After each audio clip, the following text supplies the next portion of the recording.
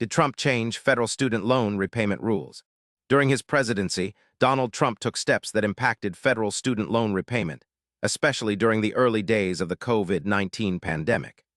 In March 2020, his administration approved a pause on federal student loan payments, interest accrual, and collections.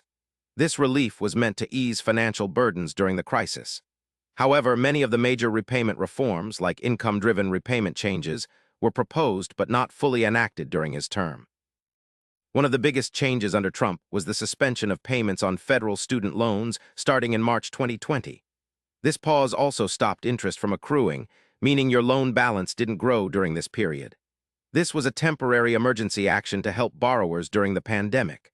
The pause was extended multiple times, continuing under the Biden administration, showing how this policy crossed presidential terms.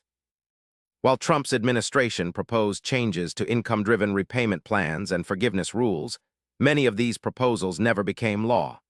The attempts aimed to make repayment plans stricter or reduce forgiveness benefits, but Congress did not pass these measures.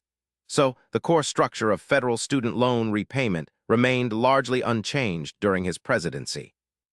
Significant reforms and ongoing pauses in student loan repayment took place under President Biden. He extended the payment pause multiple times and introduced new forgiveness plans. This means that while Trump's administration started the emergency payment pause, the bigger repayment rule changes happened later. So, if you're tracking your loan repayment options, Biden's policies have had a larger impact recently. Subscribe for daily answers to questions you didn't know you had.